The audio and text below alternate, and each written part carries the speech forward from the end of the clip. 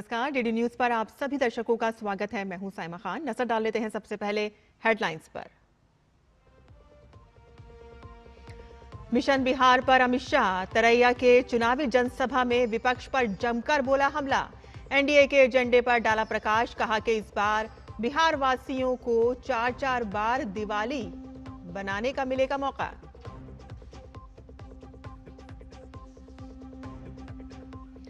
गुजरात में भूपेंद्र पटेल की नई कैबिनेट। हर्ष सांघवी बने उप मुख्यमंत्री। 20 से अधिक विधायकों ने ली मंत्री पद की शपथ। क्रिकेटर रविंद्र जडेजा की पत्नी रबाबा जडेजा भी मंत्रिमंडल में शामिल।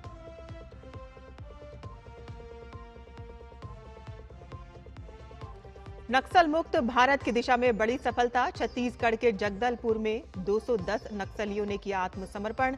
नक्सल प्रभाव से मुक्त की राह पर अबुझमाड़ का अधिकांश हिस्सा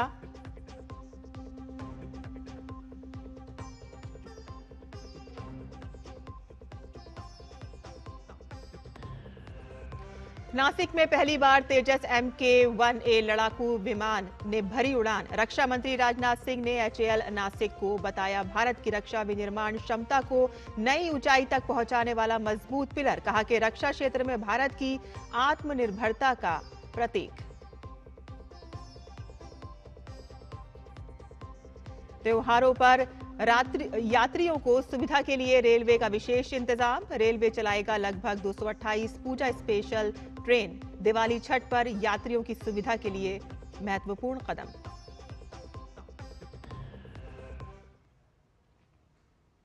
और समाचार विस्तार से। बिहार में चुनावी दौरे पर पहुंचे केंद्रीय गृह मंत्री अमित शाह ने छपरा के तरैया में एक चुनावी जनसभा को संबोधित किया। उन्होंने बिहार में एनडीए की बहुमत की सरकार बनाने का दावा करते हुए कहा कि पीएम मोदी के नेतृत्व में एनडीए ने बिहार को जंगल राज से बाहर निकाला है।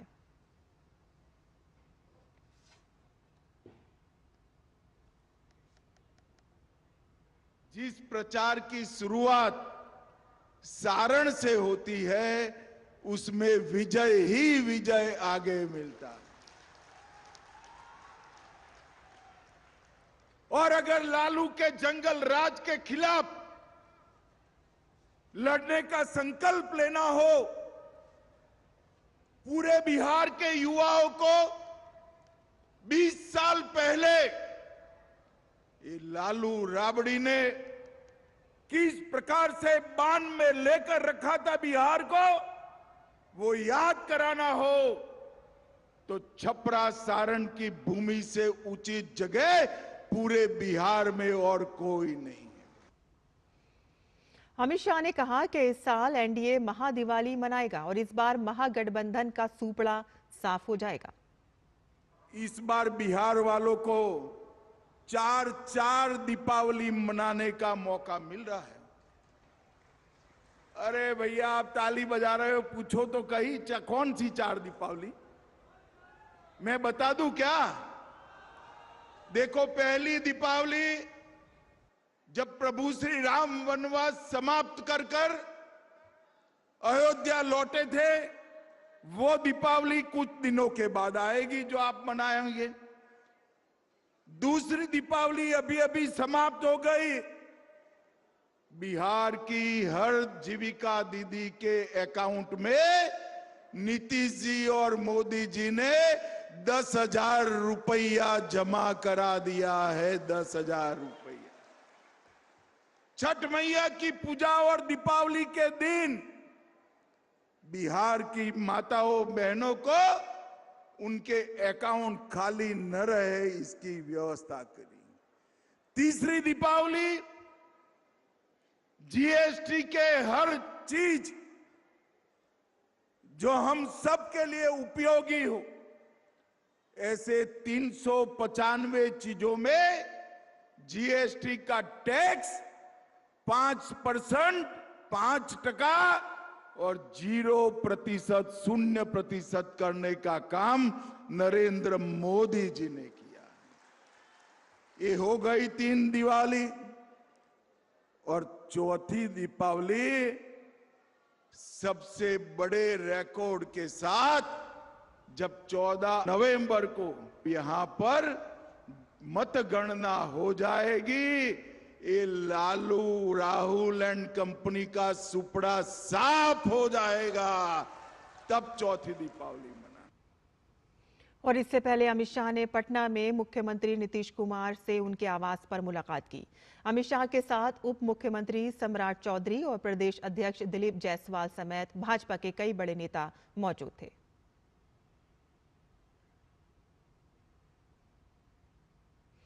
बिहार चुनाव में राजद नेता और भोजपुरी गायक केसारी लाल यादव ने भी कमर कस ली है। उन्होंने कहा है कि छपरा का विकास उनकी मुख्य प्राथमिकता है। उन्होंने कहा है कि मैं ये सुनिश्चित करूंगा कि जैसे मेरे बच्चे अच्छे स्कूलों में पढ़ें, वैसे ही छपरा के बच्चे भी अच्छे स्कूलों में पढ़ें।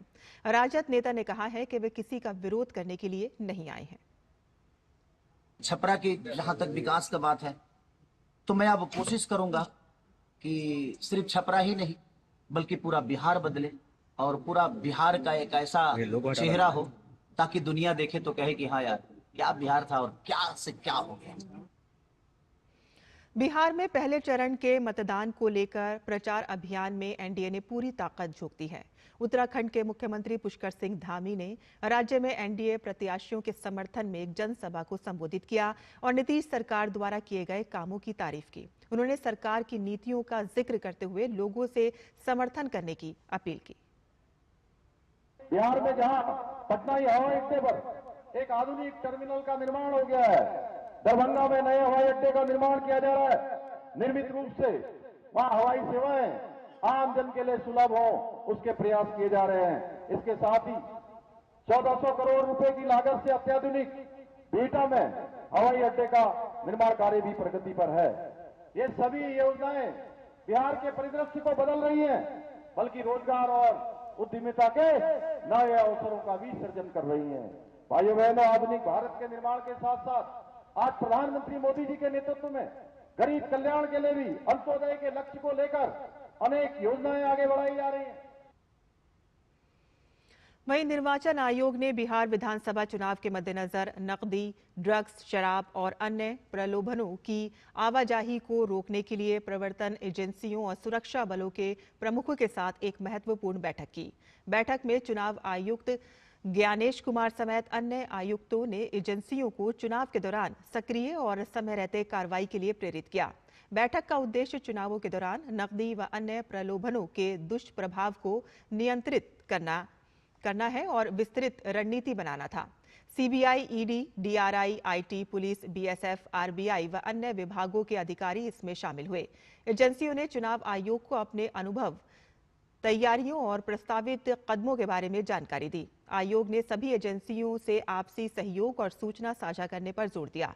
बैठक में राष्ट्रीय, राज्य और जिला स्तर पर संस्थाओं के बीच तालमेल बढ़ाने की बात कही गई और साथ ही आयोग ने एजेंसियों को बिहार की सीमा व अंतरराष्ट्रीय सीमा पर नकदी, शराब, नशीले पदार्थ और तस्करी की निगरानी बढ़ाने के निर्देश दिए हैं। आयोग ने इस बार जीरो टॉलरेंस की नीति को अपनाने के निर्देश दिए हैं ताकि बिहार में स्वतंत्र और निष्पक्ष चुनाव सुनिश्चित किए जा सके। गुजरात में भूपेंद्र पटेल सरकार की नई कैबिनेट ने आज शपथ ली।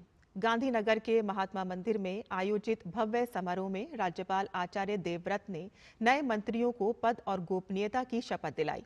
मुख्यमंत्री भूपेंद्र पटेल की अगुवाई में गठित इस नई कैबिनेट में 20 से अधिक विधायकों ने मंत्री पद की शपथ ली।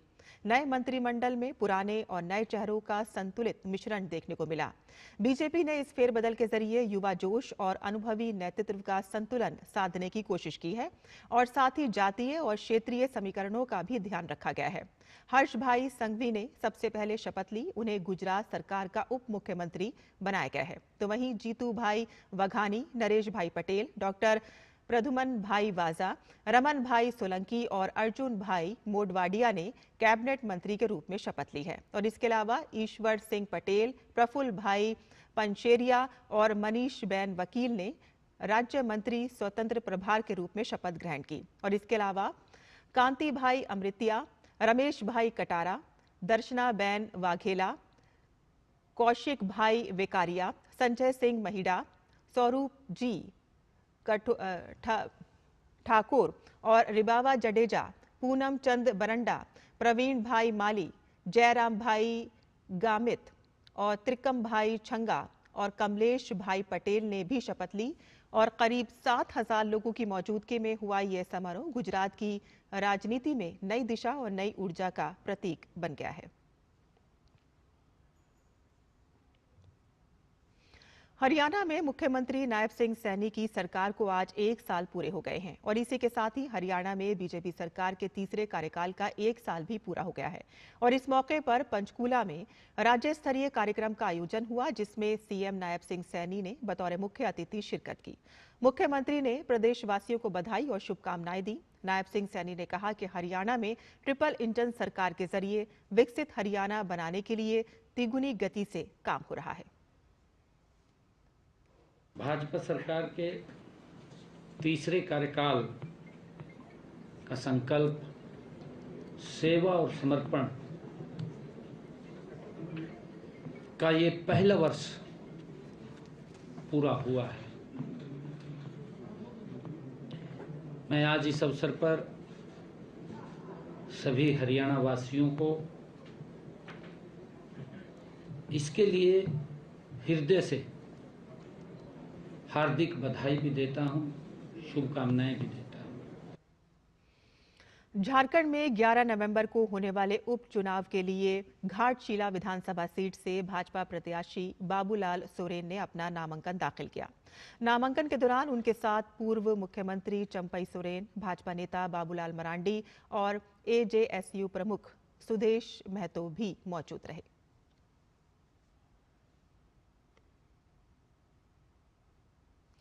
केंद्र की मोदी सरकार के नक्सल मुक्त भारत के संकल्प के पूरा होने की दिशा में एक बड़ी सफलता मिली है। छत्तीसगढ़ के जगदलपुर में मुख्यमंत्री विष्णुदेव साय की मौजूदगी में आज कुल 210 नक्सलियों ने एक साथ आत्मसमर्पण किया। आत्मसमर्पण करने वालों में सेंट्रल कमेटी सदस्य समेत कई बड़े और इनामी कमांडर भी शामिल हैं। इन नक्सलियों ने AK-47 और इंसास जैसे 153 अत्याधुनिक हथियार भी सुरक्षा बलों को सौंपे। गृह मंत्री बार बार दोहराते रहे हैं कि अगले साल 31 मार्च तक देश नक्सल मुक्त हो जाएगा और इसी प्रण को पूरा करने के लिए केंद्र सरकार ने प्रभावी पुनर्वास नीतियां बनाई हैं और इन नीतियों के अंतर्गत नक्सलियों को मुख्य धारा में शामिल कर एक सम्मानजनक जीवन जीने का अधिकार दिया जा रहा है। और इस मौके पर मुख्यमंत्री विष्णुदेव साय ने कहा कि यह दिन केवल छत्तीसगढ़ के लिए ही नहीं बल्कि पूरे देश के लिए ऐतिहासिक दिन है। आज का ये दिन सिर्फ बस्तर के लिए नहीं, छत्तीसगढ़ और पूरे देश के लिए ऐतिहासिक दिन है। आज जो भटके हुए हमारे अपने बीच के लोग थे, अपने भाई थे, अपनी बहन थी, जो भटक गए थे और विकास की मुख्यधारा से जुड़ नहीं पाए थे, ऐसे 210 टॉप से लेकर नीचे तक अपना हथियार हमारे समाज के प्रमुख मांझी, चालकी, मेंबर इनके समक्ष अर्पित करके आज विकास की मुख्यधारा से जुड़ने का उन लोगों ने निर्णय लिया है। उनको सबको बहुत बहुत धन्यवाद देते हैं। तो वहीं 210 नक्सलियों के आत्मसमर्पण पर छत्तीसगढ़ के डीजीपी अरुण देव गौतम ने कहा कि युवाओं को गुमराह किया जा रहा था कि वे बस्तर के लोगों के लिए लड़ रहे हैं, लेकिन उन्हें अब एहसास हो गया है कि वे लोगों के लिए नहीं लड़ रहे थे और उन्हें नुकसान पहुंचा रहे थे। जिस प्रकार की अपील नक्सल के संगठनों ने भी की है और हम लोग तो लगातार करते आ रहे हैं कि जो युवा इस तरह से भटक रहे थे, वास्तव में वो लड़ रहे थे बस्तर की जनता के लिए, लेकिन उनको ये पता चला है कि वो जनता के लिए नहीं लड़ रहे थे, वास्तव में वो जनता का नुकसान कर रहे थे। बस्तर का विकास इतने सालों में नहीं हुआ। अब अगर वो सब मिल के योगदान करेंगे तो बस्तर आगे बढ़ेगा। फिर टैक्टिक्स की बात ही नहीं है, अब तो आधार खत्म हो गया। और यहाँ हम रुकते हैं एक छोटे से ब्रेक के लिए। हम जल्द हाजिर होंगे, आप देखते रहिए DD news.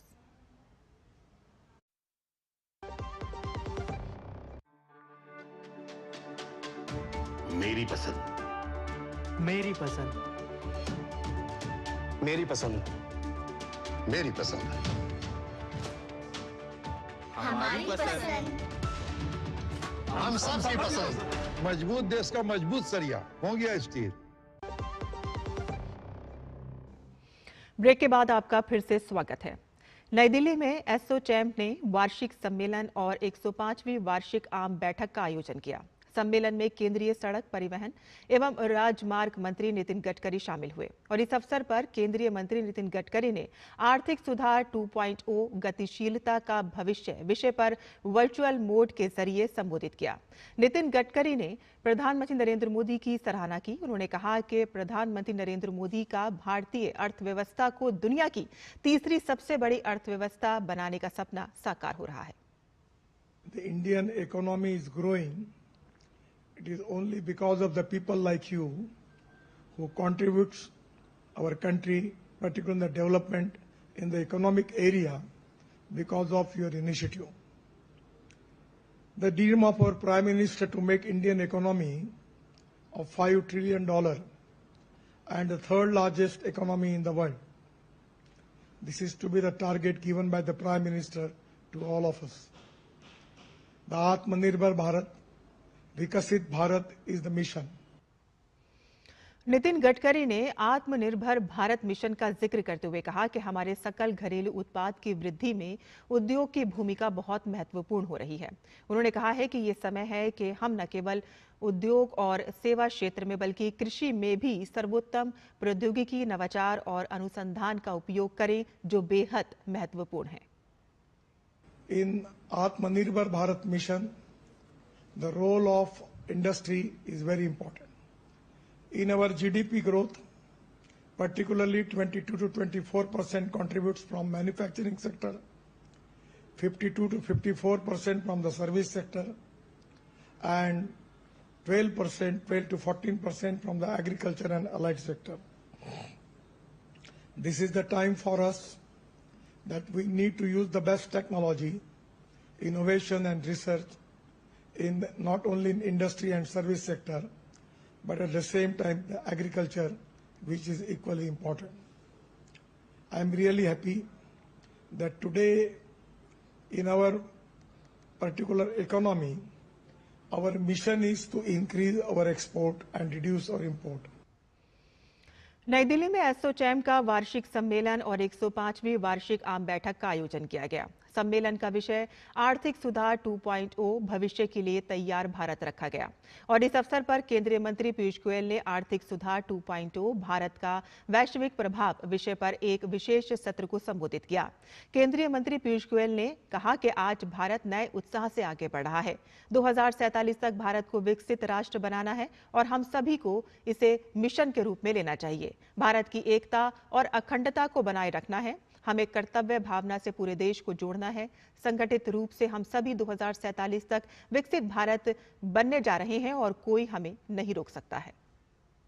Accepted that we are going to become a developed nation by 2047. And there is absolutely no power on earth that will stop us from achieving this status. ASSOCHAM clearly is an important organization in this journey. The ideas we receive from ASSOCHAM, the engagement that we are able to do with our startups, our MSME sector, our business and trade ideas that we receive from ASSOCHAM and its teams, the feedback that we get from all of you through ASSOCHAM. Rahul Gandhi के फतेहपुर दौरे पर केंद्रीय मंत्री अर्जुन राम मेघवाल ने निशाना साधा। नेता प्रतिपक्ष ने हरिओम वाल्मीकि के घर जाने को उन्होंने कांग्रेस और राहुल गांधी की सेलेक्टिव अप्रोच करार दिया। जो रायबरेली में एक घटना घटित हुई, उसके लिए वो फतेहपुर जाने वाले थे। परिवार के लोगों ने ये समझाने की कोशिश की राहुल गांधी जी को कि आप यहाँ राजनीति करने आ रहे हैं, इसलिए हम आपसे मिलना नहीं चाहते। फिर भी वो अपने कुछ कांग्रेसी कार्यकर्ताओं के साथ जबरदस्ती गए। ये हमारे नेता प्रतिपक्ष राहुल गांधी की ये सोच है और वो सेलेक्टिव अप्रोच अपनाते हैं। अर्जुन राम मेघवाल ने राहुल गांधी से सवाल किया कि जब पश्चिम बंगाल में सांसद खगेन मुर्मू पर हमला हुआ और जब कर्नाटक में दलित पर हमला हुआ तो राहुल गांधी ने वहां जाना क्यों नहीं चुना। मैं राहुल गांधी जी से ये प्रश्न पूछना चाहता हूं कि एक हमारे खगेन मुर्मू जो आदिवासी समाज के एमपी बंगाल से आते हैं, लोकसभा में ही बैठते हैं आपके साथ, उनको वहां के गुंडों ने, बंगाल में टीएमसी के गुंडों ने लहू लुहान कर दिया। एमपी को, सिटिंग एमपी को, आप वहां क्यों नहीं गए? कर्नाटक में दलित समाज पे अत्याचार हुआ, आप वहां क्यों नहीं गए? भारतीय रेलवे शनिवार से त्योहार में होने वाली भीड़ को देखते हुए पूजा स्पेशल ट्रेनों की शुरुआत करेगी और इसमें विभिन्न क्षेत्रों में लगभग 228 ट्रेनें चलाई जाएंगी। यह अस्थायी, सुपरफास्ट और एक्सप्रेस ट्रेनें विशेष सेवाएं प्रदान करेंगी और इस पहल का उद्देश्य अवकाश और त्योहारों के दौरान यात्रा करने वाले यात्रियों के लिए अतिरिक्त क्षमता और सुविधा प्रदान करना है।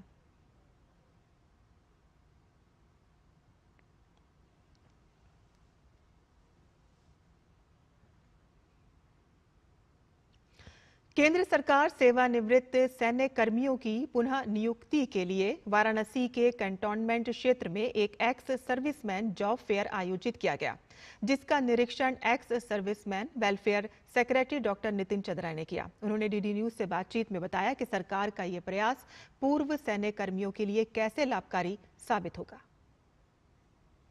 यहाँ पर जो एक्स सर्विसमैन हैं उनके लिए जॉब का फेयर लगा है और कितने लोग लाभान्वित होंगे। कुछ एक्स सर्विसमैन यहाँ कतार में लगे हैं। तो आप कहाँ से आए हो, क्या नाम है आपका और क्या उम्मीद है इस जॉब फेयर? सर, मेरा नाम अवधेश शुक्ला है, मैं प्रयागराज से आया हूँ और ये जो डीजीआर का सर्विस है ये बहुत ही अच्छी चीज है।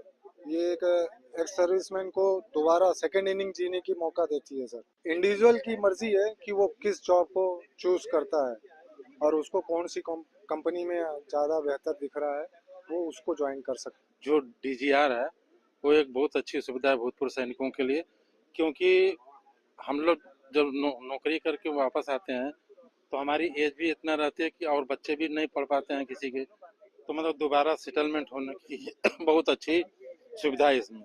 ये सरकार ने जो दोबारा सेटलमेंट की सुविधा इन एक्स सर्विसमैन को दी है और ये फेयर लगा के वो भी वाराणसी में, ये जो प्रधानमंत्री का संसदीय क्षेत्र है वो दर्शाता है कि किस तरह से एक्स सर्विसमैन के बारे में प्रधानमंत्री सोचते हैं। और यहाँ पर जो एक्स सर्विसमैन हैं फौज के, वो लोग आए हुए हैं और उम्मीद है कि ये सारे लोग यहाँ से कुछ न कुछ पाकर ही जाएंगे। कैमरा पर्सन मनीष सिंह के साथ doctor Rikesh Bahadur Singh Gautam, DD News Varanasi. Brazil के उपराष्ट्रपति और विकास, उद्योग, व्यापार एवं सेवा मंत्री गेराल्डो अल्कामिन इस वक्त भारत की यात्रा पर हैं। अपनी यात्रा के दौरान विदेश मंत्री डॉक्टर एस जयशंकर ने ब्राजील के उपराष्ट्रपति से मुलाकात की और इस मुलाकात के बाद एक्स पर पोस्ट कर डॉक्टर एस जयशंकर ने लिखा कि व्यापार, निवेश, ऊर्जा, संपर्क, स्वास्थ्य और प्रौद्योगिकी में अधिक सहयोग की संभावनाओं पर चर्चा हुई।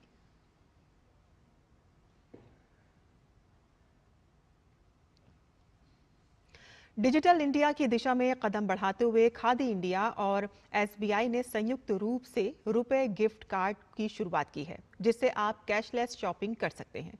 और इस मौके पर खादी और ग्राम उद्योग आयोग के चेयरमैन मनोज गोयल से दूरदर्शन संवाददाता मोहित शुक्ला ने बातचीत की है।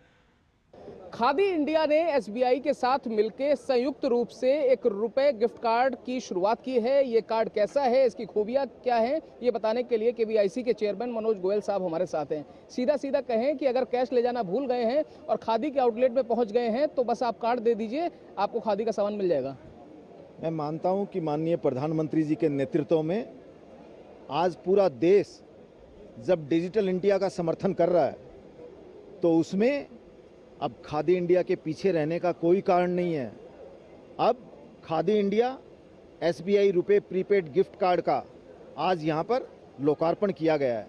माननीय प्रधानमंत्री जी के नेतृत्व में खादी ग्रामोद्योग आयोग ने करीब 2.25 लाख करोड़ रुपए का कारोबार करके नया इतिहास रचा है। जो कभी 33,000 करोड़ का हुआ करता था आज से 11-12 साल पहले, ऐसा कुछ आपको ध्यान होगा कि 11 साल पहले जिस खादी को भुला दिया गया था, जिस खादी को सिर्फ नेताओं की कॉस्ट्यूम भर माना गया, उस खादी ग्रामोद्योग को 33,000 करोड़ रुपए के कारोबार से 2.25 लाख रुपए के कारोबार तक पहुंचा दिया।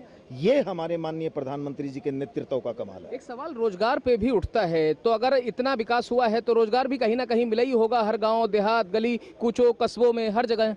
2.25 लाख करोड़ के जब कारोबार की बात करता हूं तब मैं यहां पर पूरी विनम्रता के साथ बताना चाहता हूं कि खादी ग्रामोद्योग आयोग देश में 2 करोड़ लोगों को रोजगार देने का काम करता है।